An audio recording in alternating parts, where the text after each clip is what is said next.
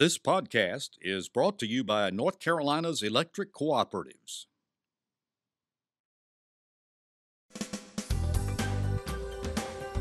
This is NC Spin, an unrehearsed discussion on issues of interest to North Carolinians. Now, here is your moderator, Tom Campbell. Thank you for watching this week's NC Spin. Well, most everybody will agree this past week has been traumatic due to the visit of Hurricane Florence. And we're going to ask our panel to evaluate how well we responded, what we could have done better, and we'll discuss President Trump's visit on Wednesday. We'll then shift to test scores given our schools and especially slight declines of our students in test scores last year. And then we'll ask if the state should privatize liquor sales. And of course, as always, we ask the panel to tell us something we don't know. Speaking of the panel, this week's season's analyst includes former Governor Perdue, John Hood, syndicated columnist and author, Chris Fitzsimon, our senior political analyst, and Leo Daughtry, former legislative leader for many, many years in both the House and the Senate. We begin our uninterrupted debate after these brief messages from our underwriters. Did you know 80% of North Carolina's harvest is made into food products in other states? That's why food scientists at NC State are partnering with industry and government to turn local crops into North Carolina products, creating new opportunities for our farmers and businesses and adding jobs in rural communities. At NC State, what we think and do grows our economy from seed to supermarket. Discover how we're growing new food opportunities. Visit wegrownc.ncsu.edu. Production underwriting support provided in part by the more than 65,000 members of the North Carolina Retired Governmental Employees Association. Life's busy, but you're in control. As an electric cooperative member, you have access to lots of tools to help manage your home energy use and budget, so you can focus on what's most important. Let's get started. Hurricane Florence moved slowly across our state and stuck around for days, bringing heavy rains, flooding, widespread power outages, and billions of dollars in damages and deaths. Governor Cooper declared a state of emergency early on, and we were told that more than 700,000 people evacuated to higher ground. Only as the waters have begun receding in some places have people been able to return to their homes and can get a good assessment of the impact of Florence in our state. Leo Daughtry, you lifelong resident, you said last week, we said North Carolina was never better than during times of crisis like hurricanes and snowstorms and so forth like that. How do you grade our state's emergency preparedness and the way we reacted to this hurricane? If I were able to grade it, I would give it an A. I really believe that the governor and all of his assistants did the best job they could do. I think DOT did an excellent job, is doing an excellent job. And the first responders, I get emotional just talking about how they came and what they did for the people of our state. If I have any criticism, it is about how you categorize storms, a category 1 or 2 or 3 or 4. You know, people worry, and if it gets down and the weatherman says, well, it's a category 1, people believe, well, I can stand this. I don't have anywhere to go anyway, so I'll just stay home. But water is so much more dangerous than wind, and we've got to figure a way to make sure people know how serious this is. Bev, Roy Cooper was on television more than Jim Cantore for the last week or so. So far as it goes, here we are in a situation a week out. Right. We've still got over 700 roads closed, particularly I-95, I-40, Highway 70 going down to our coast. Can you remember any, as your time in state government and as governor, can you remember any time any worse than this? Well, I've lived through hurricanes since the 70s, and I can't, Tom. I've never seen anything like it. I told folks it might be because my hometown is devastated. My friends' houses and houses, they're low-income friends of mine as well. And so meaning New Bern, you should say. New Bern, sorry. I take it so personally that it's been really hard for me. I have a good friend who was involved in the Gulf War, and her house is gone, his house is gone. And I asked them what they were feeling, and my friend, the doctor who was in the Gulf War, said, I have never felt like this since the Gulf War. Yeah. People in my community and across North Carolina, Fair Bluff, shell-shocked. So it's been a horrible week. But again, the magic for me is watching, as Leo said, the people come together. Yeah. I've never seen such optimism and such hope and such belief that it's all going to be right.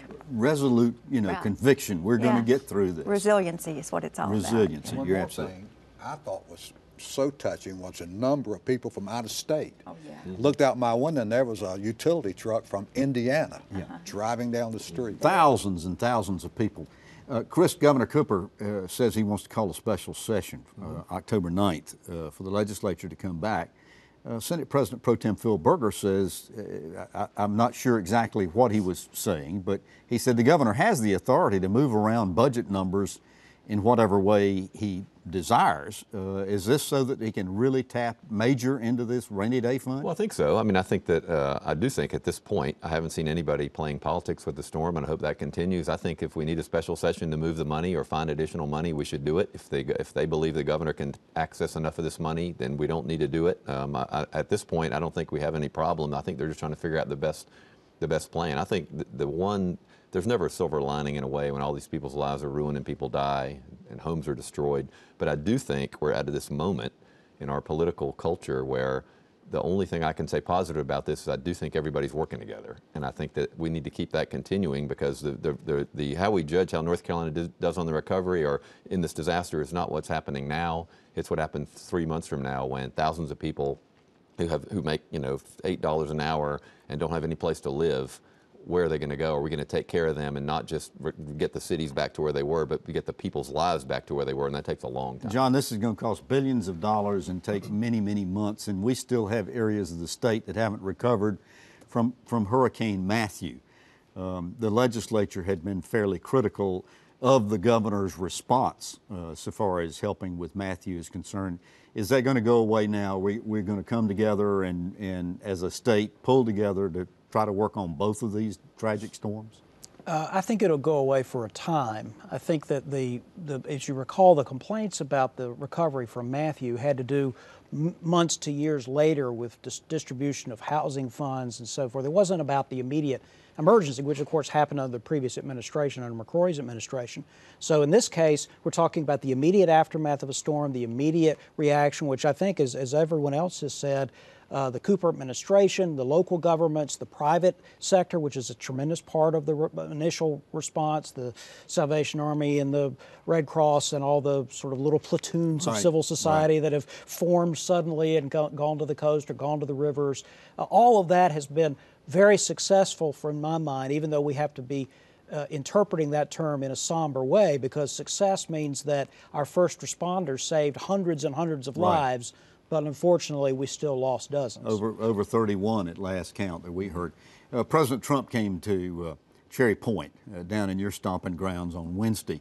I think there was some trepidation about the president coming, and yet I thought he sounded a very good, positive, affirming message. What was your reaction to it?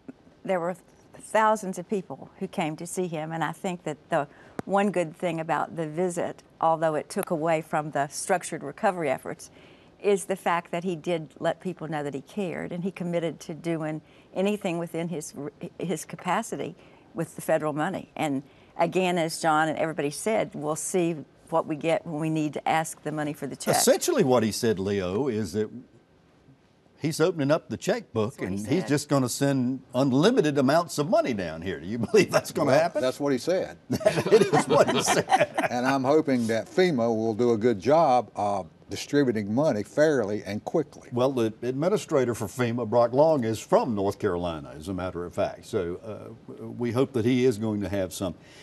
One of the things that the legislature talked about doing, Chris, was to ease the restrictions on makeup days for schools that were in these affected areas. Do you think that's something that could or should be done? Yes, to both of those. I mean, I think to hold them now, given this circumstance, to an arbitrary number would be ridiculous if kids aren't even in their house. Some of these people might not even be living in their community for weeks. So I think that clearly there needs to be that sort of accommodation made, and I don't think that'll be controversial. Even as this show airs, there are isolated areas in North Carolina where people can't hardly get back to their homes. Well, as a matter of fact, and as we air, Tom, there are school systems that not only are not open, but they don't know yet when they will be open. No. But where I was going with this was Wilmington, particularly very hard hit. DOT Secretary Jim Trogdon said that he had discovered a route for getting a supply chain into New Bern, and when asked by reporters and others what that route was, he wouldn't tell them, and he got a lot of criticism for that. Was he right? He probably shouldn't have said that he there found was a a route. route. Yeah. But I understand that. I mean, if you announce to a place that is cut off by water and damage, we found a way in and here it is, it will be mobbed immediately. And in an immediate situation where you still got perhaps the need for medical supplies or medical evacuation or other kinds of critical needs, utility crews that need to get in and out, I actually understand that. I think maybe it could have been messaged in a more effective Wilmington, way. it was even worse than that. The grocery stores didn't have any food on their shelves, and the building supply places, there was no supplies where people could come and start repairing their houses. But the most creative thing I've ever seen them do was take the ship to Wilmington. Yes. They loaded it in Moorhead and took it to Wilmington. Now that was a problem solver, and Trogdon did that. I think that was just marvelous. And then the airport opened. They cleared the airport so that they could fly in supplies. Now we did have a downside. You talked about there were some great things that happened as a result of this. We had some coal ash ponds that overflowed. We had some hog lagoons that overflowed. We had some municipal sewer systems that overflowed into the rivers and streams and so forth like that. Leo, how much of a threat do you think this is going to be to our water supplies? Well, I don't know, but I do know that a large number of farmers that I know about are really complaining about their crops, their livestock, and it could be a serious problem. A real serious problem. I do think it raised, we had I may have been Floyd when we had it may have been before that, where we had a breach of a hog lagoon, and we realized we can't continue to have giant hog lagoons in the coastal part of a state that's prone to big storms and hurricanes. And I don't know what the answer is, or people may have found it, but this ought to redouble some kind of effort to figure out a different way to deal with hog waste. Well, not only just hog waste, municipal waste too. I agree that we need to need to keep working on it. But honestly, I mean, there's not really any dispute about this. The municipal waste discharges are far larger than these other matters having to do with hog lagoons or coal ash, which isn't even specifically toxic.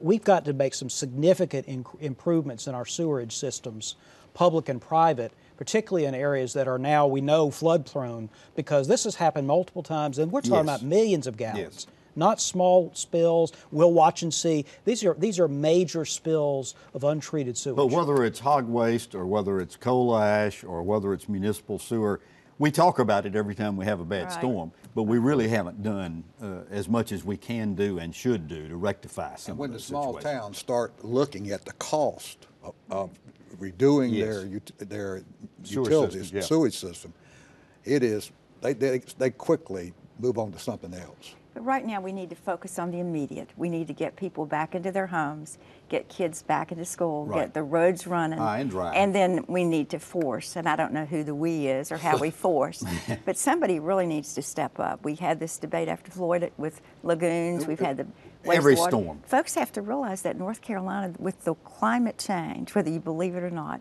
we are going to be every year ripe for a massive hurricane. And those of us who have places on the coast are all too familiar and aware of what's going on here. Final question. And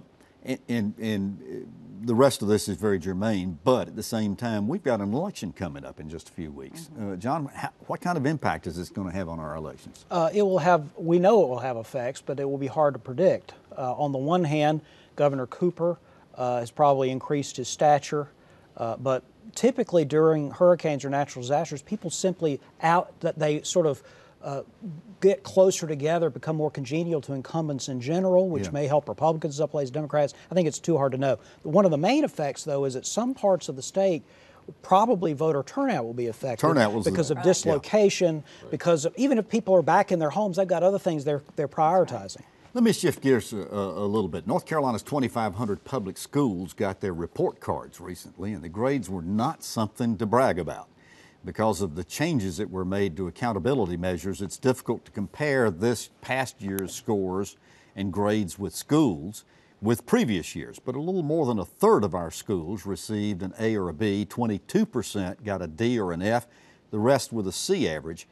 Student performance scores, however, were even more worrisome, with fewer students passing state reading, math, and science exams, a slight drop in high school graduations.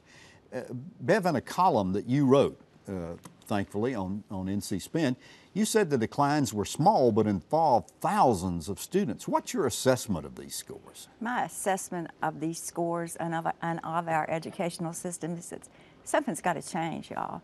We've been doing this same kind of model for 126 years. And when you admit that you've got 4 out of 10 children in this state failing, then there is a real problem. If you're going to say we're in a global economy, can you throw out 40% of your workforce? So I continue to hammer on paying teachers and holding them accountable, letting them be involved. Every principal in the state needs to bring a group of teachers in and say, what can we do to fix this? How's it going to work? High school graduation declined. Reading scores declined for 3rd graders after we've spent all that money. Something has got to change. I think it involves technology. I think it involves better teachers and supportive teachers. I want to talk about the grading system itself, because we've been talking about that, John and Chris, on NC Spin now since 2013 when they first came up with these grading. And we've been talking about the scale and the way they go about proportionally deciding what's an A, a B, a C, D, or F school. Is there any evidence it's changed any, John?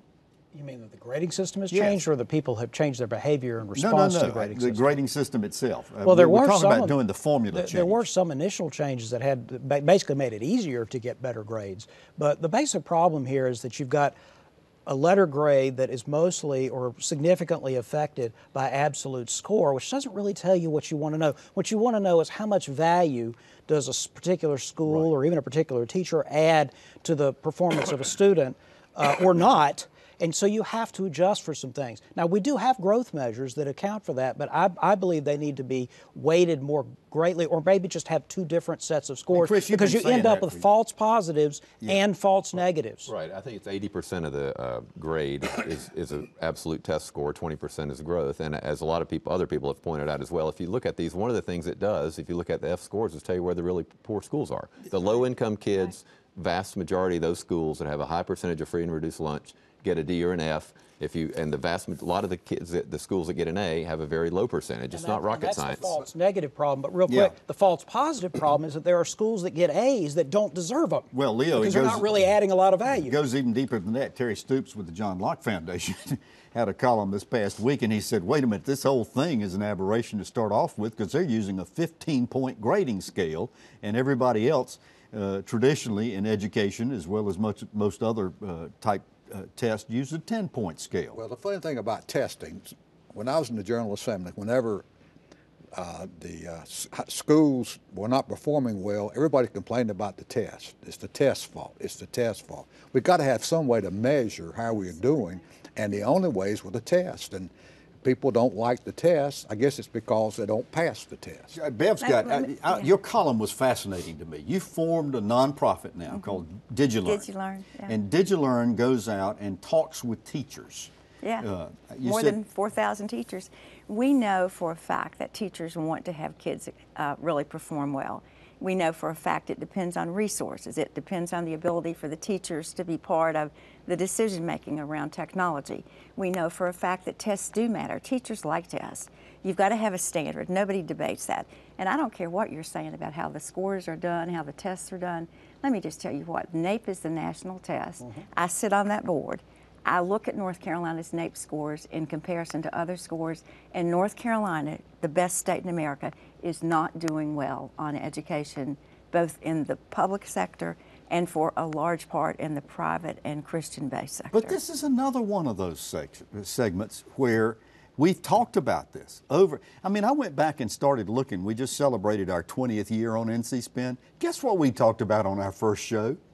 Education. And whether the progress of our kids was sufficient or not. Why haven't we been able to tackle this, Chris, and really make any substantial progress? Well, I don't know, but I mean, the things that we've tried, for example, I'm have long criticized this A through F grading system. That's a relatively new phenomenon. That started, I believe, in 2013. So some of the things that we're trying, I think, even if they're well-intentioned, are not working and misguided. All of them are well-intentioned. But I also, though, think that, there is a fundamental, I mean, if the problem is, if you take out, and I would never do this, of course, if you take out the low-income kids from all these scores, in some ways we're not doing as bad. The problem is we have a lot of kids, a lot of schools, and a lot of communities that don't have the resources, that face additional hurdles. That's not rocket science, and I think we ought to be able to figure out how to help them. So how do we do this, John? Well, I'm just going to be scientific about this. We've been talking about it for 20 years, and it didn't get better, I think, so we should just stop talking about it for 20 years and then see if it gets better. And then we'll have data on both sides. Well, there's a thought. Well, I mean, it's a theory. No more education discussions on NC Spin. It might be. The bottom line is we've got to do more with pre-K. Yeah. Kids don't But even come. the third grade, Leo talked about third grade reading scores went down. I mean, They did. That's Phil Berger and the legislature have just hammered on third grade reading, and it's not working. Well, right now we have 4 out of 10 kids in North Carolina not doing well enough to likely get a job or to succeed at life, and that's on us. And we also have to say this. While we bemoan some of these scores, we also know that there are thousands of teachers in North Carolina and thousands of school classrooms where kids are learning and things are going well. Yeah. And we need to understand and put it in perspective. We just need to do better. Well, North Carolina was one of the first states to begin prohibition of alcohol and one of the last to end it in 1937. Since that time, and I don't know that alcohol and education, in fact, I know they're not Although connected. I need a drink after that discussion. But we've had very strict laws regarding the sale of liquor. In fact, we're only one of 17 states in which private liquor stores are illegal. But since a recent audit revealed what appeared to be management problems, we've heard renewed calls to privatize the control and sale of liquor in our state. John Hood, you've been one of the loudest people raising your voice for the state to get out of the liquor business. Tell us why. Because it ought not to be in the liquor business. It seems obvious to me, but apparently not to everybody.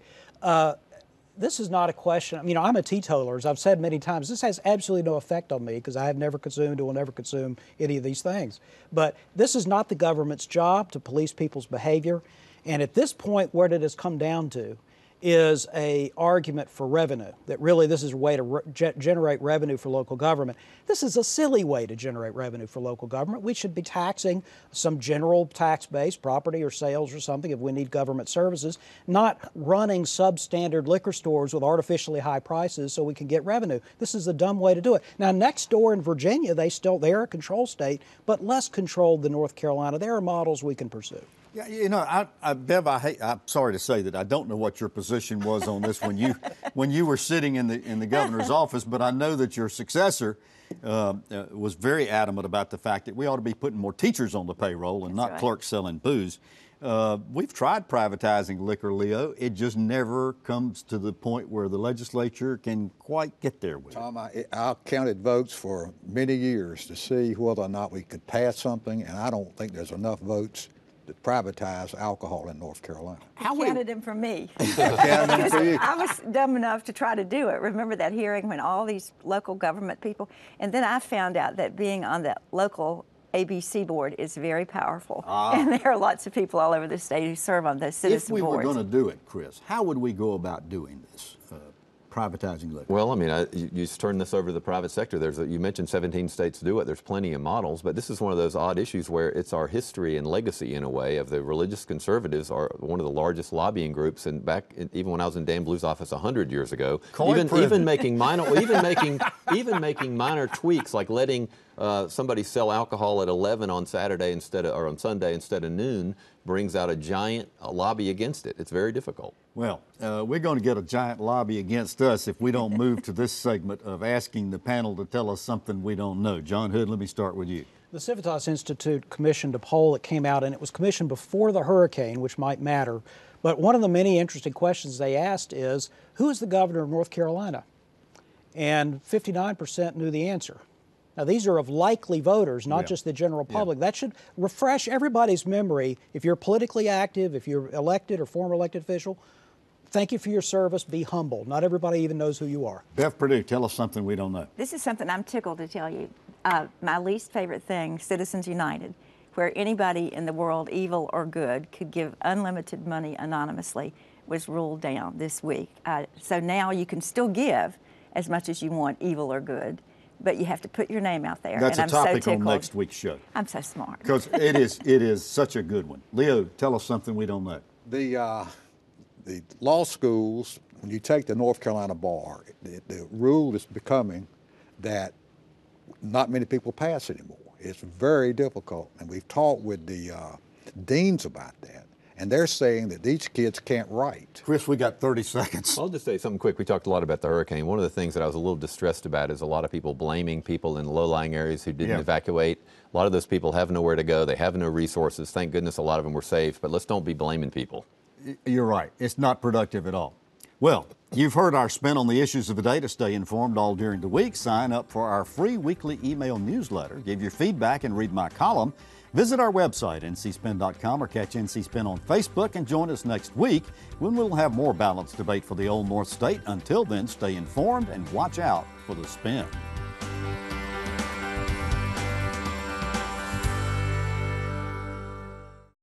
Did you know 80% of North Carolina's harvest is made into food products in other states? That's why food scientists at NC State are partnering with industry and government to turn local crops into North Carolina products, creating new opportunities for our farmers and businesses and adding jobs in rural communities. At NC State, what we think and do grows our economy from seed to supermarket. Discover how we're growing new food opportunities. Visit wegrownc.ncsu.edu. Production underwriting support provided in part by the more than 65,000 members of the North Carolina Retired Governmental Employees Association. Life's busy, but you're in control. As an electric cooperative member, you have access to lots of tools to help manage your home energy use and budget, so you can focus on what's most important.